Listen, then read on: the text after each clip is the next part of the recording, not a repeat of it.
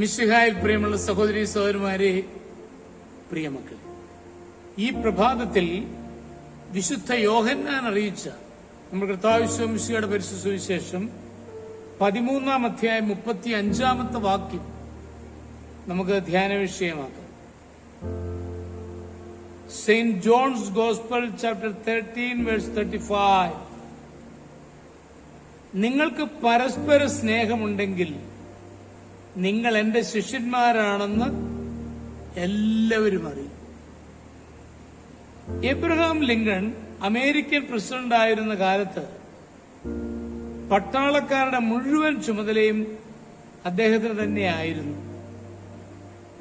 ഇടയ്ക്കിടയ്ക്ക് മേലുദ്യോഗസ്ഥന്മാരുടെ ശുപാർശയോടുകൂടി ശിക്ഷയിൽ ഇളവ് ചോദിച്ചുകൊണ്ട് പട്ടാളക്കാരുടെ കത്തുകൾ അദ്ദേഹത്തിന് ലഭിക്കുമായിരുന്നു. ആ ദയാഹൃതി വായിച്ചു നോക്കിയിട്ട് ഉചിതമെന്ന് തോന്നിയതിനെല്ലാം പ്രസിഡന്റ് അംഗീകാരം നൽകി. ഒരിക്കലൊരു പട്ടാളക്കാരന്റെ കത്ത് അദ്ദേഹത്തിന് ലഭിച്ചു. യാതൊരു ശുപാർശയുമില്ലാത്ത ദയാഹർജിയായിരുന്നു അത്. ഇതെന്ത് പറ്റി? ഇയാളെ സഹായിക്കാൻ ഒരു മേലുദ്യോഗസ്ഥനുമില്ലേ? ലിങ്കന്റെ ചോദ്യത്തിന്റെ പൊരുൾ സെക്രട്ടറിക്ക് മനസ്സിലായില്ല. അയാൾ വിനയത്തോടെ പറഞ്ഞു, ഇതൊരു സാധു മനുഷ്യനാണ് സാർ, അതുകൊണ്ടാണ് ആരുമില്ലാത്തത്. അയാളുടെ ദയാഹർജി അപ്പോൾ തന്നെ ലിങ്കൺ അംഗീകരിച്ചു. പട്ടാളക്കാരന് ശിക്ഷയിൽ നിന്ന് മോചനം ലഭിച്ചു.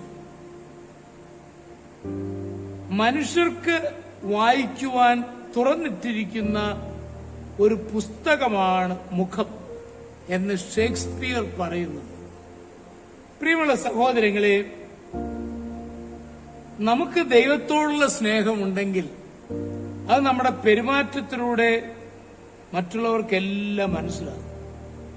അതായിരിക്കണം നമ്മുടെ മുഖമുദ്ര എന്നാണ് ഈശോ ആഗ്രഹിക്കുന്നത്. അതുകൊണ്ടാണല്ലോ ഈശോ പറഞ്ഞത്,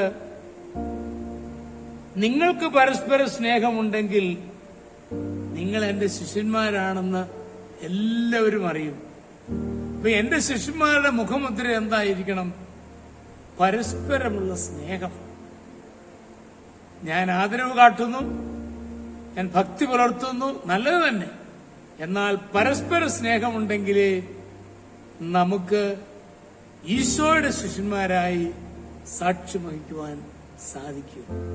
അതിനെല്ലാവർക്കും കഴിയട്ടെ എന്ന് സ്നേഹപൂർവ്വം ഓർമ്മിപ്പിക്കും. നമ്മുടെ കർത്താവ് മിശിഹായുടെ കൃപയും പിതാവായ ദൈവത്തിന്റെ സ്നേഹവും പരിശുദ്ധാത്മാവിന്റെ സഹവാസവും പരിശുദ്ധ അമ്മയുടെ മധ്യസ്ഥതയും നിങ്ങളെല്ലാവരോടും കൂടി ധാരാളമായിട്ടുണ്ടായിരിക്കും, എപ്പോഴും എപ്പോഴും എന്നേക്കും. ആമേൻ.